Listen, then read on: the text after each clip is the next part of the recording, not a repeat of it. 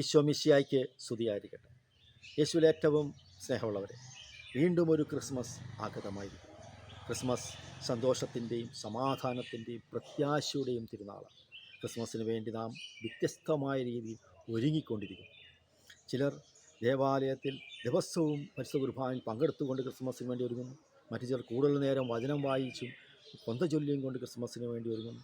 മറ്റു ചിലർ നോമ്പെടുത്തുകൊണ്ട് ക്രിസ്മസിന് വേണ്ടി ഒരുങ്ങുന്നു. വേറെ ചിലർ വീടുകളിൽ സ്ഥാപനങ്ങളിൽ നക്ഷത്രമിട്ടുകൊണ്ട് ക്രിസ്മസിന് വേണ്ടി ഒരുങ്ങുന്നു.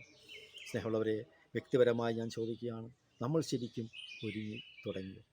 എന്നാൽ പരിശുദ്ധാത്മാവ് നമ്മെ ഉത്ബോധിപ്പിക്കുന്നു, നാം ഉണ്ണീശോ നമ്മുടെ ഹൃദയത്തിൽ ജനിക്കുവാൻ നാം ഒരുങ്ങി പ്രാർത്ഥിക്കണം. ഈ വിഷയം പഠിപ്പിക്കുന്നതിനായി പരിശുദ്ധാത്മാവ് നമുക്കൊരു വചനം സമ്മാനമായി നൽകുന്നുണ്ട്. ഫിലിപ്പിക്കാർക്ക് ലേഖനത്തിൽ 2-ാം അധ്യായം 6, 7, 8 വാക്യം. വചനം പ്രകാരമാണ്: ദൈവത്തിൻ്റെ രൂപത്തിലായിരുന്നെങ്കിലും അവൻ ദൈവവുമായുള്ള സമാനത നിലനിർത്തേണ്ട കാര്യമായി അവൻ പരിഗണിച്ചില്ല. അവൻ തന്നെ ശൂന്യനാക്കിക്കൊണ്ട് ദാസൻ്റെ രൂപം സ്വീകരിച്ചു. ആകൃതിയിൽ മനുഷ്യനെ പോലെ കാണപ്പെട്ടു. മരണം വരെ, അതേ കുരിശു മരണം വരെ അവൻ അനുസരണയുള്ളവനായി തന്നെ താഴ്ത്തി. ഈ ഒരു വചനഭാഗം ഈ ക്രിസ്മസ് നാളുകളിൽ നാം അനേക പ്രാവശ്യം വായിച്ച് ധ്യാനിക്കണം. തന്നെ ശൂന്യനാക്കിക്കൊണ്ട് അവൻ ദാസൻ്റെ രൂപം സ്വീകരിച്ചു. ആകൃതിയിൽ മനുഷ്യനെ പോലെ കാണപ്പെട്ടു. മരണം വരെ, അതേ കുരിശു മരണം വരെ അവൻ അനുസരണയുള്ളവനായി തന്നെ താഴ്ത്തിയാണ്. സ്വയം ശൂന്യനായ ഈശോ ഒരു സ്ത്രീയുടെ ഉദരത്തിൽ അവൻ രൂപപ്പെട്ടു. 30 വർഷത്തോളം ഒരു കുടുംബത്തിൽ, ഒരു വീട്ടിൽ അവൻ ഒതുങ്ങിക്കൂടി. കുരിശിലൊതുങ്ങി, അവൻ അൾത്താരയിൽ ഇതാ ഇന്ന് തിരുവോസ്തിയായി അവൻ അൾത്താരയിൽ നമുക്ക് വേണ്ടി ഒതുങ്ങിയിരിക്കും. ഈ ക്രിസ്മസ് നാളുകളിൽ സ്വയം ഒതുങ്ങിയ ഈശോയ്ക്ക് നമ്മൾ ചില കാര്യങ്ങൾ പഠിപ്പിക്കുവാനുണ്ട്. ഈശോ പറയുന്നു, ഞാൻ മറ്റുള്ളവനെ ഒതുക്കിയവനല്ല, ഞാൻ സ്വയം ഒതുങ്ങിയവനാണ്. ഈശോ എന്താണ് പറയുന്നത്? ഞാൻ മറ്റുള്ളവനെ ഒതുക്കിയവനല്ല, ഞാൻ സ്വയം ഒതുങ്ങിയവനാണെന്നാണ്. ഇതാ മക്കളോട് നാം പറയണം. ഞാൻ അയൽവാസികളോടും എല്ലാവരോടും നാം ഈ കാര്യം പറയണം. എൻ്റെ ദൈവം മറ്റുള്ളവനെ ഒതുക്കിയവനല്ല, സ്വയം ഒതുങ്ങിയവനാണെന്ന്. ഈ ക്രിസ്മസ് നാളുകളിലും നമുക്ക് ഈ കർത്താവിൻ്റെ സ്വഭാവം നമുക്ക് സ്വന്തമാക്കുവാനും നമ്മൾ പരിശ്രമിക്കണം. ഇന്ന് നമുക്കറിയാം, ഇന്ന് ഈ ലോകം മറ്റുള്ളവരെ എങ്ങനെ ഒതുക്കണം എന്ന് നോക്കി നടക്കുകയാണ്. എങ്ങനെ ഒതുക്കണം എന്ന്, മറ്റുള്ളവരെ ഒതുക്കിയാലേ നമുക്ക് നിലനിൽപ്പുള്ളൂ എന്നുള്ളൊരു തെറ്റിദ്ധാരണ ഇന്ന് പലരുടെയും മനസ്സിലുണ്ട്. ഓർക്കുകയാണ്, ധ്യാനഗുരുവായ ഫ്രാൻസിസ് അച്ഛൻ പറഞ്ഞ കാര്യം. ഒരിക്കലും ഒരു സ്ത്രീ അച്ഛനെ വിളിച്ച പ്രകാരം പറഞ്ഞു, അച്ഛാ, എൻ്റെ കൂടെ ജോലി ചെയ്യുന്നൊരു സ്ത്രീയുണ്ട്, നേഴ്സാണ്, മലയാളിയാണ്. അവൾ എന്നെക്കുറിച്ച് അപവാദം പറഞ്ഞ് എന്നെ ആകെ നാറ്റിച്ചിരിക്കുകയാണ്. എനിക്ക് നിൽക്കാൻ വയ്യാത്ത അവസ്ഥയാണ്. എന്നാൽ ഞാൻ അവളെ വിടില്ല, ഞാൻ അവളെ ഒതുക്കിയിരിക്കും.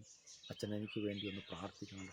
മറ്റുള്ളവരെ ഒതുക്കാൻ വേണ്ടി പ്രാർത്ഥന സഹായം ചോദിക്കുന്നവരും ചിലർ പോലുമുണ്ട്. മറ്റൊരു കാര്യം പറയും, ഒരു കുടുംബനാഥൻ അച്ഛനോട് കരഞ്ഞുകൊണ്ടാണ് പറയുന്നത്, അച്ഛാ, എന്നെ ഒതുക്കി എന്നെ ഒരു പരുവത്തിലാക്കിയിട്ടിരിക്കുന്നവർ.